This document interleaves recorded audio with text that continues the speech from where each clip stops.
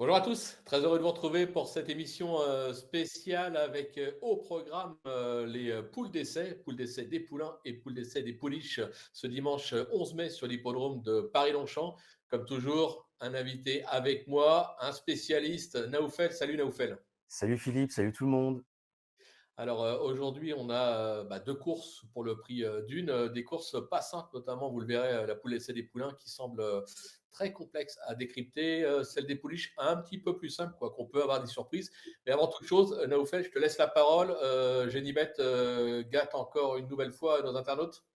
Tout à fait, on continue avec les challenges du week-end, hein, comme depuis plusieurs années, avec du coup 2 top 4 à remporter sur les réunions de Caen de ce samedi et ou de Paris-Longchamp.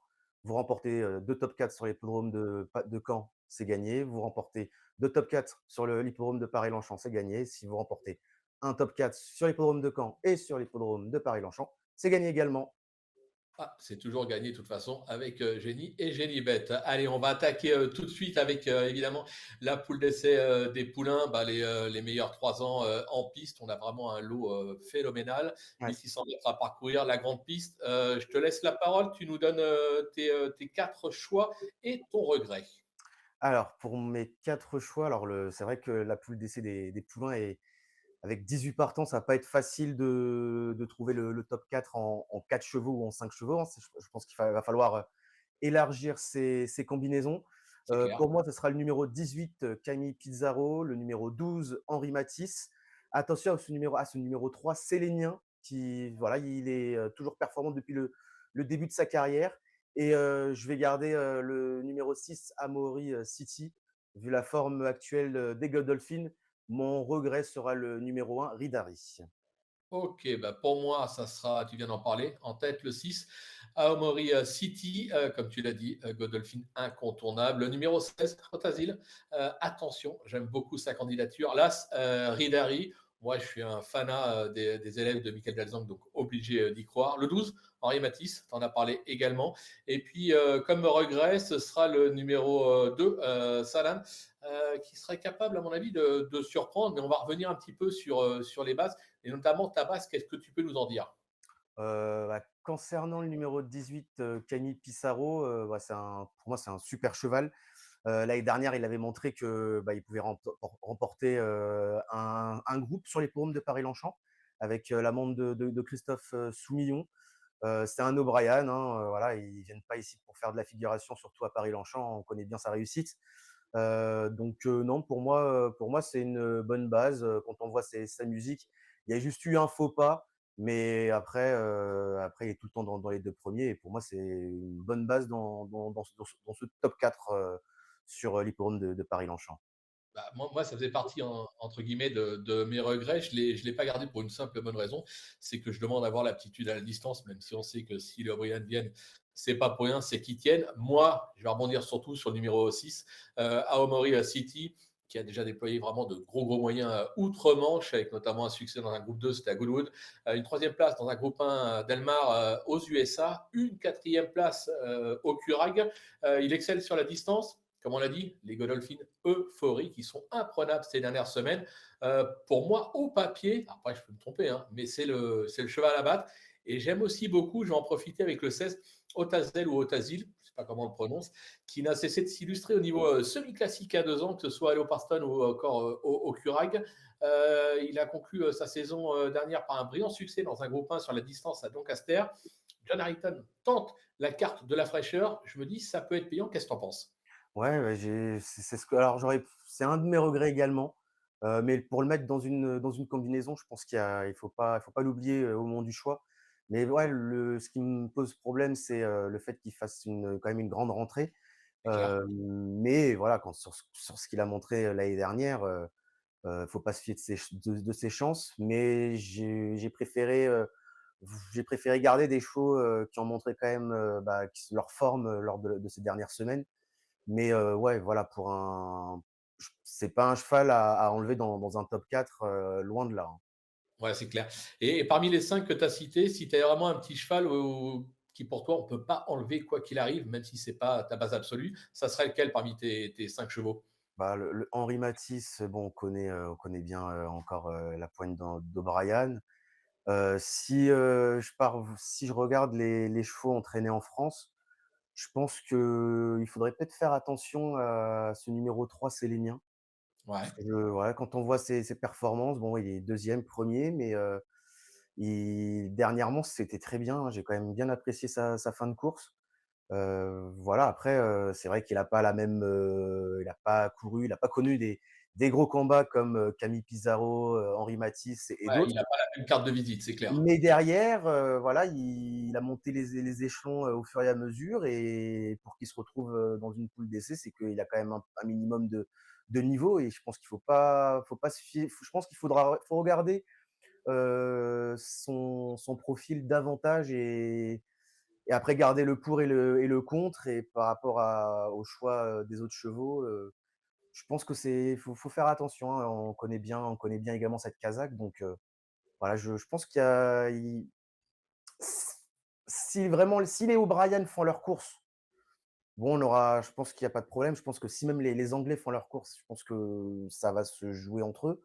Comme souvent. Mais s'il y a un truc qui se passe durant le parcours, ou qu'au final, les chevaux français arrivent à faire une course qui dérange les Anglais, heu, pourquoi pas avoir des surprises dans cette poule d'essai? 18 partants quand même, beaucoup de chevaux qui Ouais, ont ouais, connaissent pas ouais. les 18 partants, qui ont couru dans des lots avec, 6, 7, 8 partants. Là 18, ça va devoir se jouer des coudes.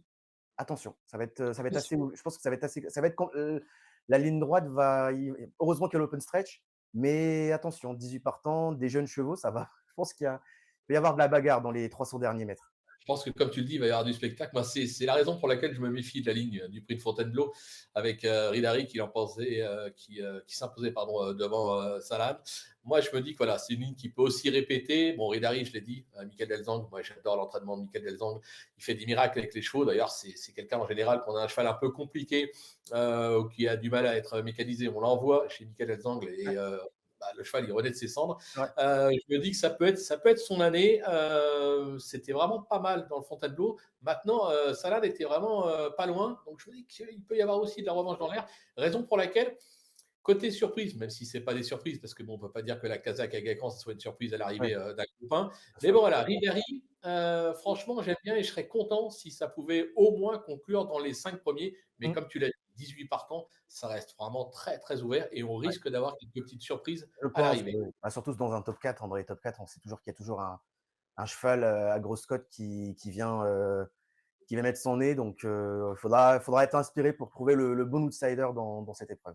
Ouais, en 2 mots, n'hésitez pas à ouvrir vos jeux. En plus, vous avez la possibilité sur Génibet, jouer en fractionné, ça vous permet d'en mettre un petit peu plus Bah, derrière. justement, c'est Allez, ça qui est très bien, c'est que du coup, lors de ce challenge, il y a pas de mise de base, donc tentez votre top 4 en mise de base de 10 centimes, ouais, pourquoi pas, ça peut être un bon coup à faire.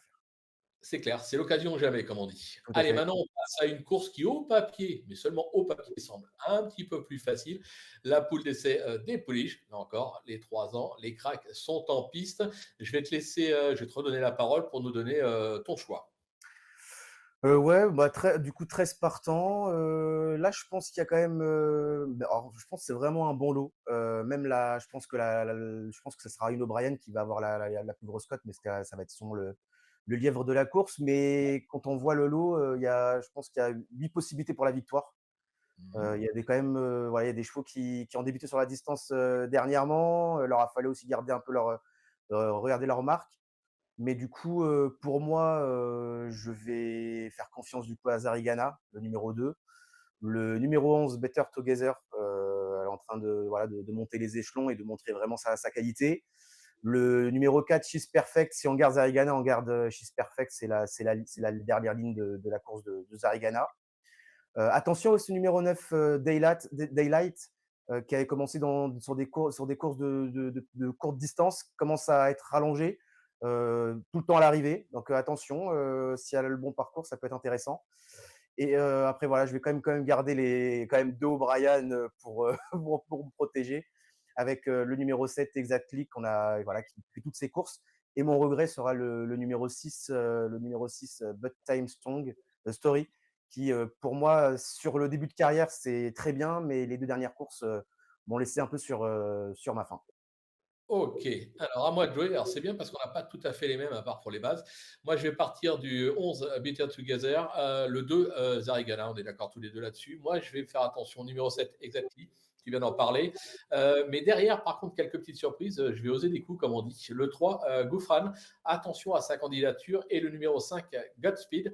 Bon, j'ai la parole, je vais attaquer directement avec ma favorite, le 11 Better Together. Pour moi, j'ai la sensation qu'elle est en progression depuis ses débuts. Cette élève d'André Fabre, bon, elle a remporté sa listette en fin de saison dernière. Elle vient de faire un véritable numéro dans le prix Imprudence en s'imposant d'une classe. La distance du jour, j'ai la sensation que ça peut être un petit plus pour elle. Moi, je la vois gagner, enfin, je la vois lutter avec Zarigana, mais moi, je la vois gagner. Ouais, bah, quand on voit ses dernières courses, elle a une deuxième accélération à 100 mètres du poteau, Ouais, donc je pense que le rallonge ne va pas poser de problème. Mais voilà, je pense que oui, Better Together a largement le potentiel pour remporter cette épreuve, mais au moins pour moi, les c'est une bonne base dans un top 4. d'accord. Et donc, qu'est-ce que tu peux nous dire sur Zarigana, qui sera, je pense, Voilà, peut-être un l'événement. Zarigana, sacrée histoire, elle remporte facilement sa course de début. Ensuite, bon, bah, elle est finie 2e, battue d'un poil, lors de sa deuxième course par, une de ses pensionnaires d'entraînement, et donc l'entraînement de Francis-Henri Graffard. Mais après, bah, les 2 dernières courses, bah, il y a rien à dire, hein. Il y a un coup d'éclat toujours à 300 mètres du poteau. Dernièrement, il a fallu peut-être à un moment, peut-être un peu l'actionner, mais voilà, dès que voilà, elle était dans son travail, voilà, elle est partie vers la gloire, et du coup, bah, elle battait justement She's Perfect qui du coup l'a fait quand même résister un petit peu. C'est Donc vrai. je me dis autant garder la ligne parce qu'au final elle est pas totalement non plus mise à une grosse marge, donc elle est battue de pas grand chose, donc je pense que voilà, il faut faire attention également à She's Perfect si on garde Zarigana. Ouais, ouais, moi, c'est vrai que j'ai fait le choix de l'écarter, mais ça fait partie des regrets. Méfiance, tu en as parlé avec le 7 Exactly, un drôle de palmarès déjà quand même à son actif Ouais, avec groupe 3, c'était à Léopardstown, des accessibles dans des groupes 1 à Longchamp, au Curag. Elle vient d'être la dauphine de Swiss Letter qui était engagée, mais bon, qui est partie de la course, après avoir quelque peu flotté à mini droite. Voilà, j'ai eu la sensation que si elle avait été droite, comme on dit, pour finir, elle se serait peut-être imposée. Là encore, je pense que c'est une candidature à prendre très, très au sérieux quand même. oui, oui, bah, c'est une O'Brien, elle fait toutes ses courses, très bonne base dans un top 4 encore. Je pense qu'il y a moyen de faire, voilà, il y a 13 partants, donc pareil, hein, là, ça va être aussi assez ouvert, il faut que les favorites fassent leur job, C'est mais clair. je pense que Exactly, sur ce qu'elle a montré, sur les performances qu'elle a montrées, attention, hein, c'est pas une chance à négliger. Tout comme, bah, en fait, mon regret, justement, bah, autant rester sur la même, vu autant que c'est le même propriétaire, mais du coup, le numéro 6, Bedtime Story, bah, ses trois premières courses, de débutant, d'inédit, impeccables. Elle a remporté toutes ses courses facilement. Par contre, ces 2 dernières courses, bah, elles m'ont un peu déçu, mais sur ce qu'elle avait montré en début de saison l'année dernière,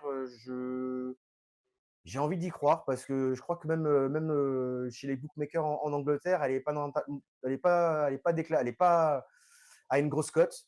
Ouais, Heu, ouais, non, mais donc voilà, c'est être la quatrième ou la cinquième favorite dans cette course, chez les bookmakers anglais. Donc attention, c'est pas un cheval à négliger également. non, non, mais c'est vrai. Je pense que de toute façon, on a 3 chevaux qui, à mon avis, seront sur tous Ouais, les tickets avec le 2, le 7 et le 11. Derrière, ça reste plus ouvert. Moi, un petit mot quand même sur mes 2 petits, entre guillemets, coups de poker. Le 3, Gouffran, qui progresse au fil des courses. Moi, j'ai vraiment aimé sa deuxième place ouais. dans l'imprudence. Cette protégée d'Eddie Gabric devrait probablement être encore mieux, elle aussi, sur la distance. Il ne faudrait pas la sous-estimer. Et attention, parce que si vous regardez la course, si vous avez le temps d'aller revoir la course de Godspeed, le 5, qui est tenu en haute estime par la famille Lerner, dernièrement, elle était vraiment dernière en traînée droite, pratiquement décollée. Elle a refait un terrain considérable dans le prix de la grotte pour se croyer une probante troisième place. Je pense qu'elle va être montée en condition sur cette sortie. Attention avec les Lerner. Ils savent être présents au rendez-vous avec des chevaux qu'on n'attend pas. Moi, je me dis que s'il y a une petite cote sympathique à tenter dans cette épreuve, c'est ce numéro 5, Godspeed.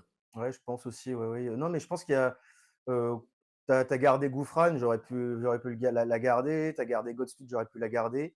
Daylight, du coup, bah, je l'ai gardée parce que, bah, toutes ces Ouais, courses sont toutes bonnes. Christian Demuro la connaît. Voilà, après elle a une accélération sur peut-être, 200-250 mètres, mais souvent elle accélère un peu trop tôt. Du coup, bah, oui, les 100 derniers mètres, bah, clair. elle est un peu au bout de son effort et bah, du coup, ça lui coûte des petites places. Bon, bah, elle est quand même tout le temps dans les 3 premières, mais il y a des moments où elle aurait pu être deuxième ou gagner, mais le fait de partir un peu trop tôt dans la bagarre, ça lui a coûté un peu, bah, certaines bonnes places. Mais voilà, c'est comme Celestial Orbit, pareil, pour moi, c'est aussi une bonne chance, hein. Il y a pas, non, Oui, oui, c'est un lot, je il y en pense a qu'il d'autres. faut Tu te rends compte qu'on n'a même pas parlé de l'As bah oui, de Mandana, l'As, en qui est plus, oui, invaincu en tentative et c'est qui vrai. aurait pu tuer Saint-Alary. On a préféré la courir là, alors qu'il y a déjà une Aga Khan. À mon avis, c'est aussi un signe. Mais bon, on ne peut Ouais, pas non, tous mais des risques, hein. toute la en vrai, là, je pense que tous ces chevaux peuvent, remporter la course. Ça sera vraiment, question de détail, de feeling, entre les jockeys et leur monture. Ça va être, elle va être ouverte la course, je pense. Après, je pense que Zarigana, normalement, c'est une bonne base. Oui, Alors, si c'est peut-être pas pour la victoire, je pense pour les 4 premières places, normalement, ça devrait être jouable. c'est clair. Après, derrière, je pense qu'il faut jouer, à part le lièvre O'Brien, le numéro 8, je pense, le reste, bah, je pense qu'il faut les garder. Mais je pense que tu as bien résumé la chose. Je crois que ça sera probablement ce week-end une question de feeling, Ouais, aussi bien dans la poule d'essai des poulains que dans la poule d'essai des pouliches. Mais attention, là, on a parlé des deux courses de dimanche à Paris-Longchamp. Samedi, on a une superbe réunion à Caen avec plusieurs semi-classiques, de très belles épreuves, notamment l'Italo Orelli qui défend son titre, le fait d'être invaincu sur l'hippodrome invaincu. de Mmh. Caen. Bah pour ça, c'est pas compliqué. Vous me retrouvez bien évidemment au travers de mes cotes et codes pour cette réunion principale, également pour mon super top 5 où je vous dis tout sur l'événement du jour. Donc, vous avez le choix, pas le choix, vous avez un multiple choix. Vous pouvez nous retrouver dans les cotes et cotes, dans le super top 5 et dans notre émission spéciale des poules d'essai de dimanche à Longchamp.